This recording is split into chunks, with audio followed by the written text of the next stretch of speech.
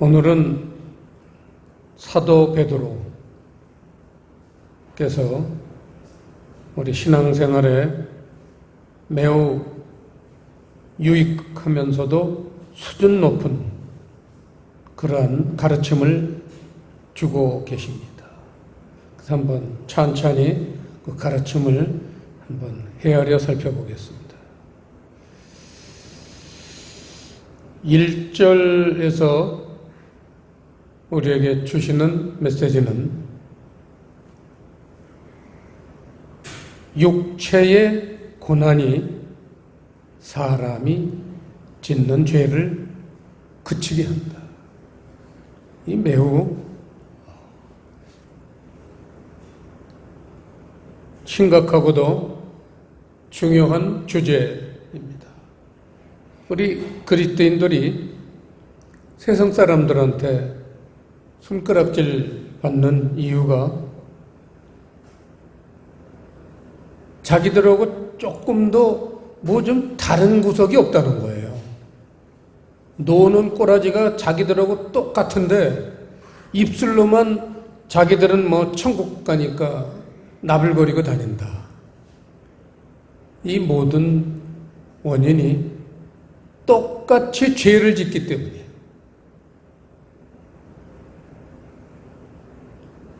그래서 하나님이 이 죄 짓는 것 때문에 해결책을 하나 예비하셨는데 그게 바로 육체의 고난이라는 겁니다. 사람이 죄를 끊기가 얼마나 어렵습니까? 하루에도 12번씩 끊으면서도 평생 똑같은 죄를 반복하고 사는 게 인간입니다. 그래서 그렇게 사람이 우유부단하고 결심을 서지 못하는 그러한 속성, 그거를 잘 아시는 하나님께서 그 죄를 청산하는 그러한 방법을 제시하셨는데 그게 바로 육체의 고난이라는 겁니다.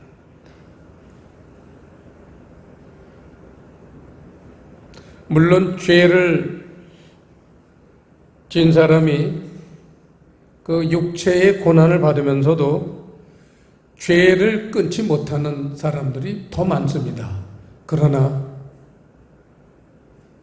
지금 이 1절은 보세요. 그리스도께서 이미 육체의 고난을 받으셨으니 너희도 같은 마음으로 갑옷을 삼으라. 그리스도인들에게 주시는 말씀이에요. 이건 세상 사람들에게 주시는 말씀이 아닙니다. 세상 사람들은 육체의 고난을 받았다고 해서 죄를 그치진 않아요. 근데 그리스도인들은 하나님이 택하신 자여 하나님의 나라를 늘 가르치시기 때문에 세상 사람들하고는 뭔가 이 육체의 고난을 해석하는 그러한 생각이 다르죠. 그래서 그거를 죄를 그치게 만드는 그러한 요소로 하나님은 사용하신다. 얼마나 우리가 고난받을 때 견디기 어려워가지고 죽고 싶기도 하고 하지만 나중에 그 고난을 이길 때 보면은 깨닫게 돼요. 아, 내가 뭔가 죄를 지은 게 있어서 그렇구나 해가지고 그 고난이 해결이 안 되거든요. 웬만큼 해서 그 쉽게 해결되는 고난이 아닙니다. 죄를 끊어야겠다. 그러한 결심을 하게 될 때 그 고난의 값어치를 알게 됩니다.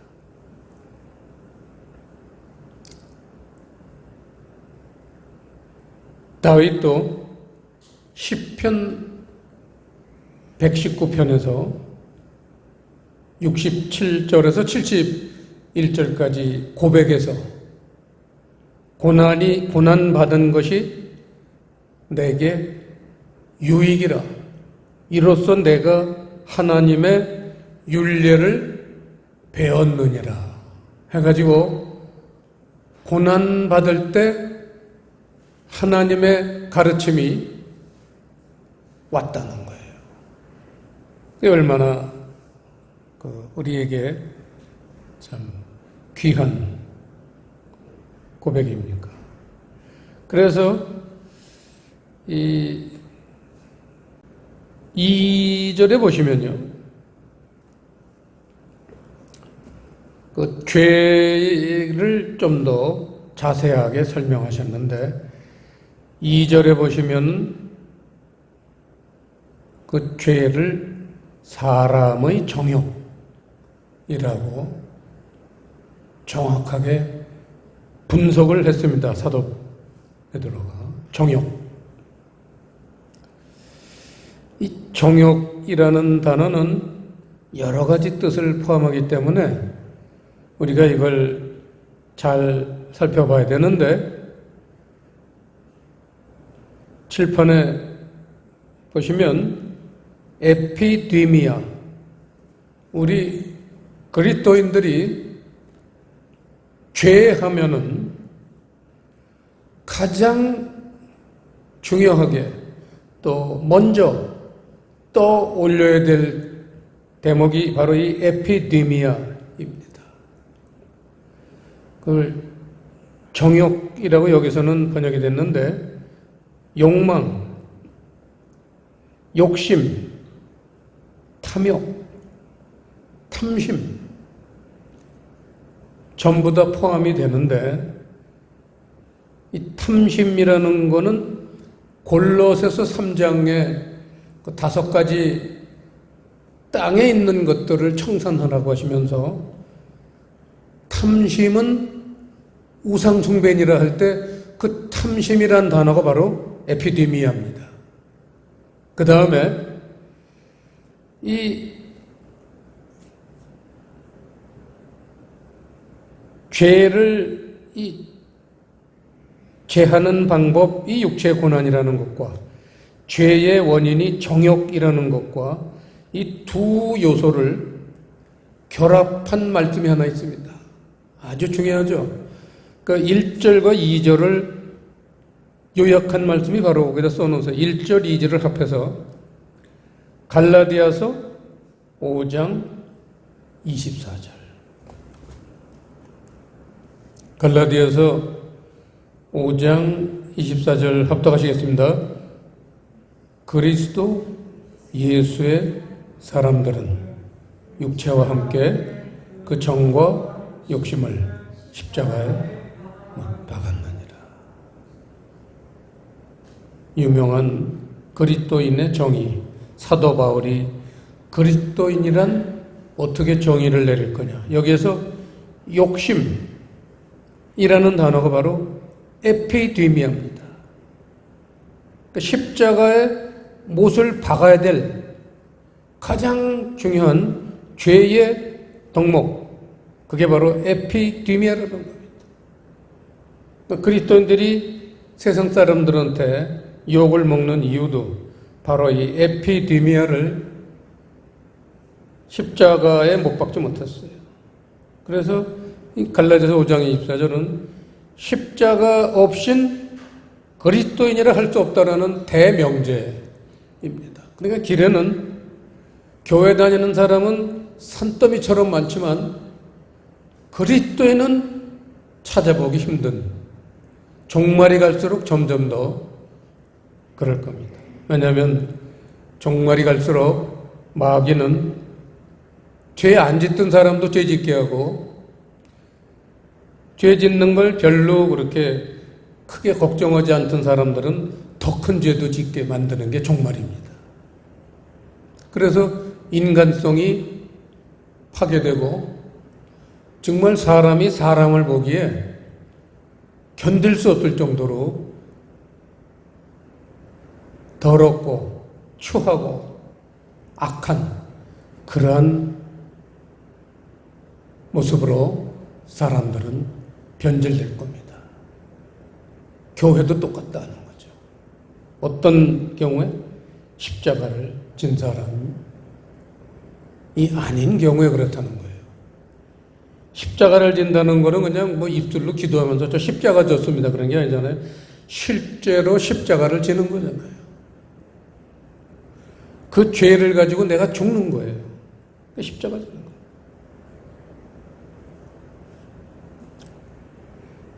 자, 두 번째로 본문에서 우리에게 주시는 베드로의 메시지는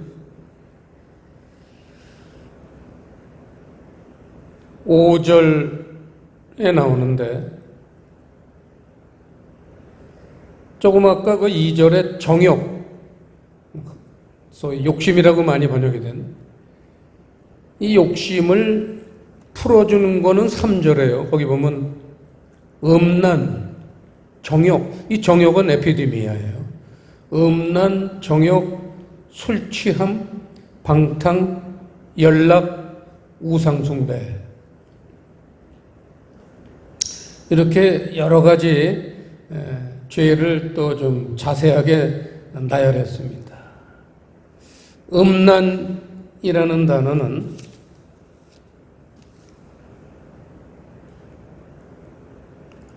방탕, 음탕 이런 단어고요.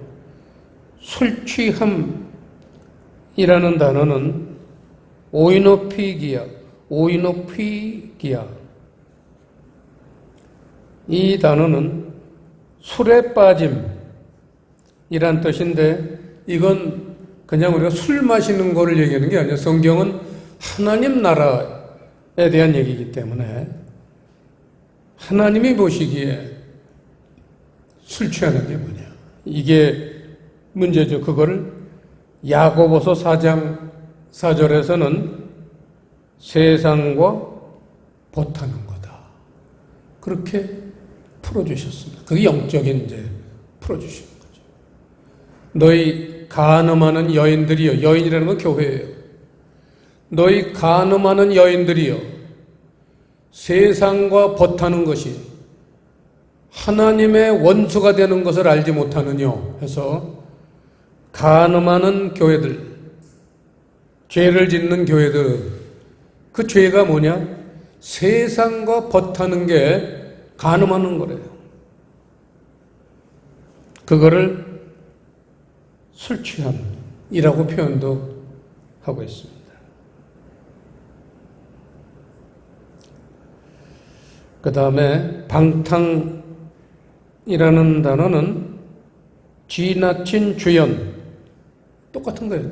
술을 너무 많이 먹는다. 술 취함이나 똑같은 거예요. 방탕. 그래서 연락도 술잔치, 주연을 베풀다.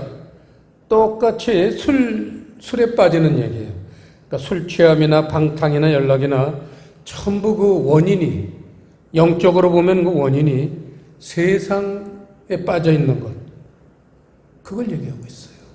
그러니까 결국은 우리가 죄를 짓는 가장 밀접한 접촉점이 세상을 좋아하기 때문에 결국은 사람들이 죄를 짓는데, 그 세상을 좋아하는 원인이 욕심이라는 거예요. 기막히잖아요. 우리 마음을 하나님은 정확하게 분석하고 계시죠.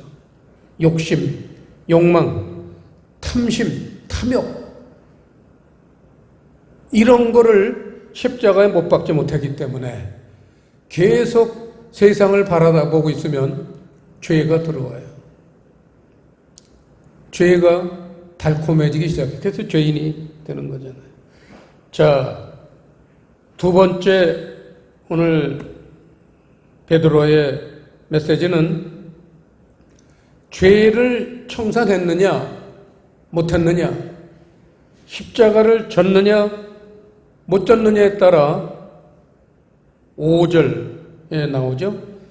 산자, 죽은 자로 구별이 된다는 거예요. 산자와 죽은 자. 여러분, 여기서 죽은 자라는 데 밑줄을 치시고, 이거는 성경에서 난해 구절 중에 난해 구절입니다. 죽은 자. 하나님이 말씀하시는 죽은 자가 뭐냐? 이거를 아브라함과 이삭과 야곱의 하나님은 산자의 하나님이라 그랬죠. 그 말뜻이 그게 난해한 겁니다. 그래서 오늘 그걸 베드로가 풀어주시는 겁니다. 자, 보세요. 6절에 보시면 성경 해석학자들 또 주석 해석학자들, 주석학자들도 손을 대지 못하는 것. 왜냐하면 이게 난해 구절이기 때문에. 6절 보세요. 죽은 자들에게도 복음이 전파된다. 이걸 어떻게 해석하시겠어요? 사람이 죽으면은 다시는 구원을 얻을 기회도 없고 천국 갈 기회도 없다고 교회에서 그렇게 가르쳤는데, 지금 베드로전서에서는 죽은 자들에게도 복음이 전파된다는 거예요. 이걸 어떻게 해석하시겠습니까? 이걸 오늘 풀고 가야겠죠. 그래서 이 죽은 자에다 밑줄을 쳤잖아요. 이 죽은 자의 대표적인 케이스를 두 부류를 제가 들겠습니다. 첫째, 죽은 자의 대표적인 자가 아담과 하와입니다. 그럼 거기다가 창세기 2장 16절 그렇게 주석을 달고 찾아보는 겁니다. 창세기 2장 16절. 창세기 2장은 하나님이 창조하신 인간, 최초의 인간 아담과 하와에게 에덴 동산에서 살게 하시면서 거기에 여러 가지 나무를 심어 놓으시고는 동산의 모든 실과는 16절 보세요. 여호와 하나님이 그 사람에게 명하여 가라사대 동산 각종 나무의 실과는 네가 임의로 먹되 선악을 알게는 나무의 실과는 먹지 말라. 네가 먹는 날에는 정령 죽으리라 하시니라. 그래서 이 아담과 하와는 선악을 알게 하는 나무, 선악과죠. 선하게 하는 나무를 먹었습니다. 그런데 하나님이 먹으면 죽는다고 그랬거든요. 그러는데 아담과 하와가 죽었어요, 살았어요? 안 죽었죠. 이게 뭘 얘기하는 거예요? 하나님 입에서 죽었다라고 그러는 건 뭐가 죽은 거예요? 영이 죽은 거예요. 영은 불멸인데 어떻게 영이 죽을 수가 있어요? 이런 게 전부 난해 구절이에요. 영이 죽는다는 거는 하나님과 영적인 그 끈이 끊어지는 걸 말해요. 여러분, 전화선을 탁 끊어버리세요. 끊으면은 전화가 안 통하잖아요. 똑같은 거예요. 하나님은 우리와 영이 이렇게 연결되어 있어요. 사람의 눈에는 안 보여요. 하나님은 모든 사람들이 태어날 때 하나님하고 연결되게 만드셨어요. 그래서 전부 하나님의 자녀예요. 근데 그걸 받아들이지 않고 고아로 사는 사람들이 많은 거죠. 그게 이제 불신자들이고. 그래서 그 죽은 자라는 거는 영이 죽은 거예요. 왜냐하면 아담과 하와가 창세기 5장에 보면요, 900 몇 살까지 살아요. 900. 창세기 5장 5절에 보시면요, 3절부터 아담이 130세에 자기 모양 곧 자기 형상과 같은 아들을 낳아 이름을 셋이라 하였고, 아담이 셋을 낳은 후 800년을 지내며 자녀를 낳았으며 그가 930세를 향수하고 죽었더라. 아담은 선악과를 따먹고도 30년까지 살았어요. 그러면 하나님이 그거 먹으면 죽는다고 했던 게 그냥 협박입니까? 영혼이 죽은 거예요. 하나님하고 영혼이 끊어진 거예요. 그러니까 당연히 아담과 하와는 그 후에 얼마나 땅을 치고 회개했겠어요. 하나님한테 싹싹 빌고 잘못했습니다. 그러니까 하나님이 용서해 주셨죠. 그 용서해 주신 증거가 창세기에 나오는 짐승의 가죽으로 옷을 해 입혔다. 그거는 예수님의 십자가를 상징하죠. 짐승의 가죽의 옷을 입히려면 짐승을 죽여야 돼요. 예수님이 자기 몸을 십자가에 죽이심으로써 아담과 하와의 죄를 용서하시는 십자가 사건이 처음 등장하는 게 그 아담과 하와의 가죽옷이라는 단어에서 등장하는 겁니다. 그 이후로 인간은 누구나 죄를 짓더라도 주님의 그 십자가의 그 은혜와 용서하심 때문에 죄를 사함받을 수 있는 거죠. 자, 그래서 본문으로 돌아가시면요. 그래서 6절을 보시면요. 죽은 자들에게도 복음이 전파되었으니, 죽은 자들에게도 복음이 전파되는데, 그 영혼이 죽은 자들에게 복음이 전파되는데, 자, 아까 죽은 자들 예를 첫 번째를 아담과 하와로 했어요. 두 번째는 누굴까요? 두 번째는 나 자신입니다. 우리들 자신이에요. 그걸 착각하면 안 돼요. 아담과 하와만 죄 졌습니까? 나는 죄 안 짓고 삽니까? 예수 믿고 나서? 나에게 주시는 말씀이에요. 그거를 거기다 쓰세요. 죽은 자에다가 1번 아담과 하와, 2번 나라고 쓰고, 그 나라는 데단 아담과 하와는 창세기 2장 16절이라고 썼죠. 나라는 데다는 에베소서 2장 1절 하고 찾아보시는 겁니다. 에베소서 2장 1절. 거길 보시면요. 너희의 허물과 죄로 죽었던 너희를 살리셨도다. 우리가 죽는 거예요. 죽은 자예요. 죽은 자에는 아담과 하와만 포함되는 게 아니라 나도 거기 부끄럽지만 포함되어 있습니다. 죽었던 너희를 살리셨도다. 그때 너희가 그 가운데서 행하여 이 세상 풍속을 좇고 공중의 권세 잡은 자를 따랐으니 곧 지금 불순종의 아들들 가운데서 역사하는 영이라. 전에는 우리도 다 그 가운데서 우리 육체의 욕심을 따라 지내며 육체의 마음에 원하는 것을 하여 다른 이들과 같이 본질상 진노의 자녀였더니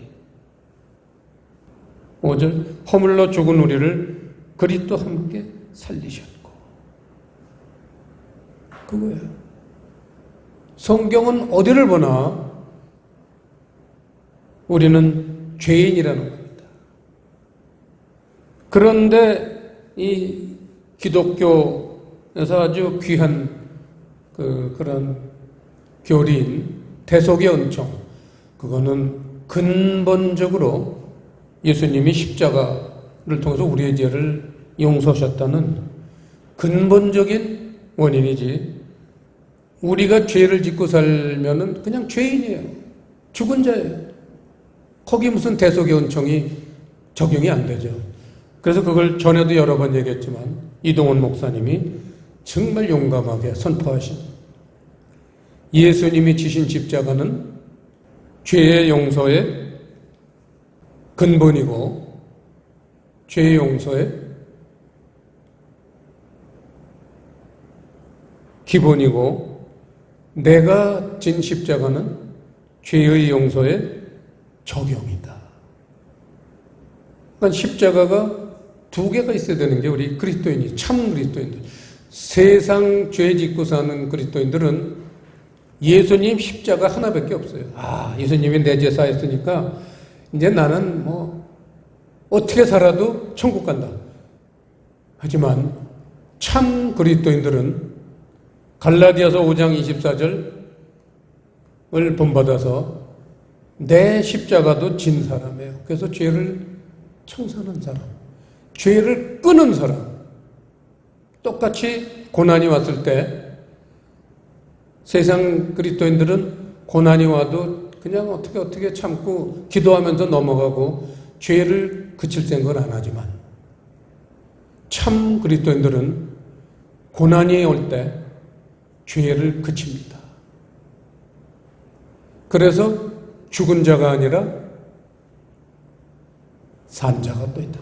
그 본문 보시면요. 죽은 자 옆에 산 자. 산자와 죽은 자죠. 저희가 산자와 죽은 자 심판하기를 예비하신 자에게 직고하리라. 저희가라는 건 지금 죄를 그치지 못한 사람들 얘기예요. 죄를 청산하지 못한 사람들은 죽은 자잖아요. 그런 죽은 자들은 예비하신 자에게 직고하리라. 아주 어려운 단어를 썼는데 그 직고하다라는 단어는요, 우리가 너무나 잘 아는 단어 로고스예요. 로고스. 이 로고스는요, 우리가 잘 알죠? 말씀이라는 첫 번째 가장 큰 뜻이 있지만 이 로고스라는 단어에는요, 진술, 설명 이런 두 번째, 세 번째 뜻이 있기 때문에 여기서 지금 직고하리라 해서 말하는 영적인 뜻은 실토라는 거, 실토. 이 죽은 자들, 죄를 청산하지 못한 자들은 이 다음에 종말 때 주님 앞에 끌려나가면 자기의 모든 죄를 실토하게 되어 있는 거예요. 그런데 참 우리에게는 은혜가 있습니다. 왜냐? 6절. 이를 위하여 죽은 자들에게도 복음이 전파되었으니 복음이 바로 인류에게는 구원이 된다는 거예요. 죽은 자들에게도. 그러니까 죄를 끊지 못한 자들에게도 복음이 전파되었으니, 그러니까 이 복음이라는 거는 죄를 끊게 하는 능력이 있다는 걸 우선 암시하고 있죠. 복음은 그냥 단순한 게 아니에요. 복음이 전파되었으니, 이게 동사예요. 복음이 전파되다라는 한 단어를 썼는데 그게 바로 칠판에 있는 유앙겔리조. 이 유앙겔리조는 복음이 전파되다인데 이거의 명사형이 바로 유앙겔리온, 복음이죠, 복음. 그래서 복음은, 복된 소식이라는 건 죽은 자들을 살릴 수 있는 그런 능력의 말씀. 그게 유앙겔리온이에요, 복음. 그래서 하나님 말씀은 히브리서 4장 12절에도 말씀하시지만 하나님 말씀은 양날이 선 검과 같아서 영과 혼을 찔러 쪼개고 관절과 골수를 찔러 쪼개기까지 하신다고 그랬잖아요. 그 찔러 쪼갠다는 게 세상 좋아하는 그런 마음하고 하나님이 부여하신 그런 마음하고 그걸 딱 찔러서 세상 거는 팍 찔러서 죽인다는 거예요. 그게 하나님 말씀이에요. 그게 복음이라는 거예요. 그래서 복음이 전파되었으니 그 목적, 우리에게 복음을 주신 근본적인 목적이 이는 육체로는 사람처럼 심판을 받으나 영으로는 하나님처럼 살게 하려 함이니라. 아까 말씀드렸지만 하나님과 단절된 그 영이 이 복음을 받아들일 때, 복음은 죄를 끊게 하는 놀라운 그런 능력이 있기 때문에 죄를 끊게 되고, 그래서 결국은 하나님과 단절됐던 영이 연결이 된다는 거예요. 그때 이제 하나님은 우리의 아버지가 되고 우리는 하나님의 아들이 된다는 거죠. 하나님의 백성이 되는 거예요. 이게 기독교입니다. 그래서 그렇게 복음으로 우리를 살리시는 목적은 따로 있어요. 목적은 그냥 살리는 것 자체 살았다 이게 목적이 될 수는 없잖아요. 살아서 뭐 하려는 거냐, 그게 8절 말씀입니다. 복음을 주시는 근본적인 목표가 있어요. 8절 시작. 무엇보다도 열심으로 서로 사랑할지니 사랑은 허다한 죄를 덮느니라. 여러분, 복음을 주셔서 우리를 살리시는 목적은 서로 사랑하는 게 목표라는 거예요. 이게 복음의 목적이에요. 거기 뭐래요? 사랑은 허다한 죄를 덮는다. 여러분, 죄를 용서하지 못하는 부분이 있습니까? 이건 아직도 내가 하나님의 사랑을 덜 받은 증거고 내 마음의 사랑이 너무 적기 때문에 그래요. 그런데 누가복음 7장을 한번 잠깐 보시죠. 누가복음 7장. 기막힌 말씀이 여기 있습니다. 신약성경 102페이지에 보시면요. 누가복음 7장 36절부터 50절까지 이 문단은 죄인인 여자가 시몬이라고 이름을 밝힌 바리새인이 예수님을 초청해서 점심 대접을 하는데 동네 사람들이 다 몰려왔어요. 그럴 때 죄인이라는 그러한 낙인이 찍힌 한 여자가 나타나서 향유 담은 옥합 하나를 가지고 와서 이게 약 300데나리온이라고 다른 성경에 기록되어 있습니다. 그 당시 옥합 한 병이 300데나리온인데 아마 평생을 마야지 몰 수 있는 돈인 것 같아요. 300데나리온이라는 게.